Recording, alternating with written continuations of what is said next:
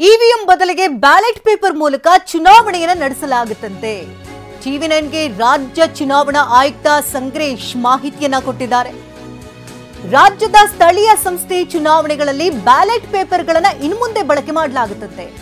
ನಮ್ಮ ಬಳಿ ಇರುವಂತಹ ಇವಿಎಂ ಮೆಷಿನ್ಗಳು ಹಳೆಯದಾಗಿದೆ, ಅವುಗಳನ್ನು ಡಿಸ್ಪೋಸ್ ಮಾಡುವಂತೆ ಇಸಿಐಗೆ ಸೂಚನೆಯನ್ನು ಕೊಟ್ಟಿದೆ ಅಂತ ಹೇಳಿದ್ದಾರೆ.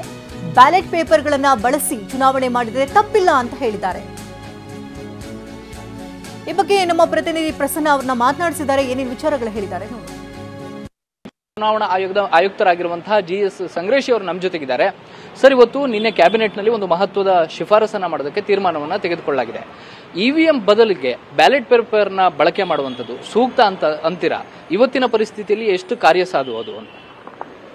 ಈಗ ಕಾನೂನು ಮುಖಾಂತರ ಅವರು ಕಾಯ್ದೆ ಮಾಡಿದರೆ ಮತ್ತು ನಿಯಮಾವಳಿಗಳನ್ನು ರಚಿಸಿದರೆ ನಾವು ಮಾಡಬೇಕಾಗ್ತದೆ. ಈಗ ಸೂಕ್ತ ಅನ್ನೋದು ಅವರು ನಿರ್ಣಯ ಮಾಡಿದ್ದಾರೆ. ಅವರು ಯಾಕಂತಂದರೆ ಜನಮಿಡಿತ ಮತ್ತು ಎಲ್ಲ ಚರ್ಚೆ ಮಾಡಿದ್ದಾರೆ. ಸೊ ಅದರಿಂದ ನನಗೇನು ಅಂತ ಏನು ಅಡೆತಡೆ ಅಥವಾ ಅಸೂಕ್ತ ಅಂತ ಅನಿಸೋದಿಲ್ಲ. ಅಂದರೆ ಅಡೆತಡೆ ಆಗಲ್ಲ ಅಂತ ಅನ್ಸುತ್ತೆ. ಯಾಕೆ ಅಡೆತಡೆ ಯಾಕೆ ಆಗ್ತದೆ? ಆಗಲ್ಲ.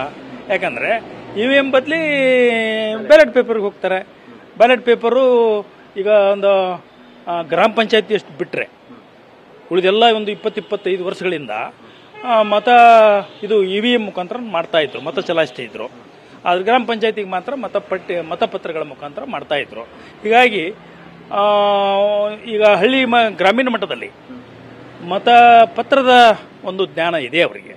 ಹೀಗಾಗಿ ಅದರಲ್ಲಿ ಏನೋ ನಾನು ತೊಂದರೆ ಆಗ್ತದ, ಅಡೆತಡೆ ಆಗ್ತದ ಅಥವಾ ಹಿಂದೇಟ್ ಆಗ್ತದ ಅಂತ ಅನಿಸೋದಿಲ್ಲ.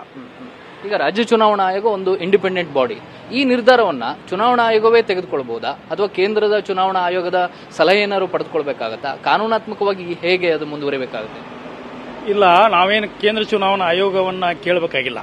ಯಾಕೆಂದ್ರೆ ರಾಜ್ಯ ಚುನಾವಣಾ ಆಯೋಗ ಒಂದು ಸ್ವತಂತ್ರವಾದ ಸಂಸ್ಥೆ, ಸಂವಿಧಾನಿಕವಾದಂಥ ಸಂಸ್ಥೆ.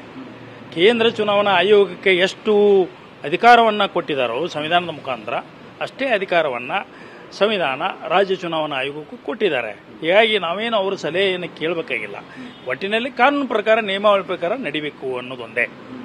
ರಾಜ್ಯ ಸರ್ಕಾರದ ಎಲ್ಲ ಅಧಿಕಾರಿಗಳನ್ನು ವಿಶ್ವಾಸಕ್ಕೆ ತೆಗೆದುಕೊಂಡು, ಯಾಕಂದರೆ ನಮಗೆ ಸಿಬ್ಬಂದಿಗಳು ಬೇಕಾಗ್ತವೆ, ಅದು ಕೂಡ ಮತದಾರರ ಪಟ್ಟಿಯನ್ನು ಮಾಡುವುದು ರಾಜ್ಯ ಚುನಾವಣಾ ಆಯೋಗದ ಒಂದು ಮೇಲ್ವಿಚಾರಣೆಯಲ್ಲಿ ನಡಿಬೇಕಾಗ್ತದೆ. ಯಾಕಂದರೆ ಸಂವಿಧಾನ ಹೇಳ್ತದೆ ಸೂಪರಿಂಟೆಂಡೆಂಟ್ಸ್ ಕಂಟ್ರೋಲ್ ಆ್ಯಂಡ್ ಡೈರೆಕ್ಷನ್ ಇದೆಲ್ಲವೂ ಕೂಡ ರಾಜ್ಯ ಚುನಾವಣಾ ಆಯೋಗಕ್ಕೆ ಅಧಿಕಾರಕ್ಕೆ ಕೊಟ್ಟಿದ್ದಾರೆ. ಪಾರದರ್ಶಕವಾಗಿ, ಅತಿ ವಿಶ್ವಾಸಾರ್ಹವಾಗಿ, ಬದ್ಧತೆಯ ಮೂಲಕ ನ್ಯಾಯೋಚಿತವಾಗಿ ನಾವು ಪಂಚಾಯತ್ ಮತ್ತು ನಗರ ಸ್ಥಳೀಯ ಸಂಸ್ಥೆಗಳ ಚುನಾವಣೆಗಳನ್ನು ಮಾಡ್ತೀವಿ. Thank you. ಇದಿಷ್ಟು ರಾಜ್ಯ ಚುನಾವಣಾ ಆಯೋಗದ ಆಯುಕ್ತರಾಗಿರುವಂತಹ ಜಿಎಸ್ ಸಂಗ್ರೇಶಿ ಅವರ ಮಾತು. ಕ್ಯಾಮರಾ ಪರ್ಸನ್ ಬಾಲಾಜಿ ಜೊತೆ ಪ್ರಸನ್ನ ಗಾಂವ್ಕರ್, ಟಿವಿ9 ಬೆಂಗಳೂರು.